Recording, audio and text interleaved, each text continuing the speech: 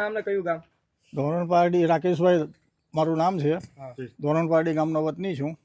રાકેશભાઈ, આ ગામમાં જે આશ્રમ આવેલો છે કેટલા સમયથી કાર્યરત છે? અહીંયા શું પ્રવૃત્તિઓ થતી હતી? અહીંયા આશ્રમને તો ઘણા વખત થયો છે. અહીંયા પ્રવૃત્તિમાં પહેલાં તો એવું કહેતા કે મહારાજ છે તે દવા આપે છે ને આમ તેમ કરે છે, પણ રાત્રે ઘણીવાર છોકરીઓ પણ 12-1 વાગે અમે ફરિયામાં રખડતા જોઈ છે. 1-2 વખત ફરિયાદ પણ કરી છે કે ભાઈ આ છોકરીઓ આ રીતે જાય છે અને આ ફરિયામાં છે, ભવિષ્યમાં કંઈક એનું પરિણામ ખોટું આવશે તો એની જવાબદારી તમારી રહેશે.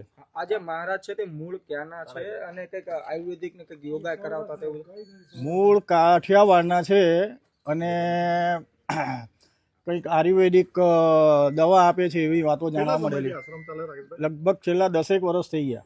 અગાઉ કોઈ વિવાદ થયો છે અહીંયા? અગાઉ વિવાદમાં તો ગામના માણસોને અંદર એન્ટ્રી આપતા નહોતા અને દરવાજા કાયમને માટે બંધ હોય.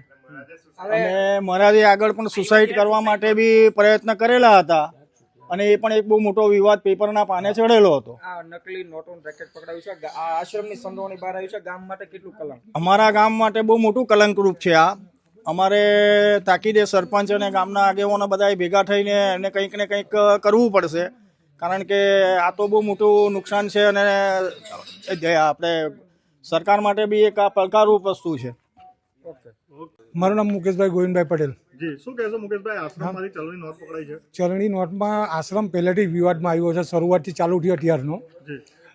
આ જે અહીંયા દવા આપે ને જે કંઈ યોગ ચલાવે છે એમને 2 વખત આત્મહત્યાની બી કોશિશ કરી છે, પ્લસ અહીંયા મારામારી બી થઈ છે 2-3 વખત. અહીંયા રાત્રે છોકરીઓ બહુ આવે છે અને રાતને અમે 2-3 વખત એમને ચેતવણી બી આપી છે કે ભાઈ તમે અહીંયા બંધ કરાવો. આ નવી નકુર ગાડીઓ પડી છે. હા, એ થાર ગાડી છે, ઓડી છે, બધી ગાડીઓ પણ અહીંયા છે. બધી વિવાદમાં જ બધું ઊભું કરેલું છે. તપાસ એની બી થવી જોઈએ.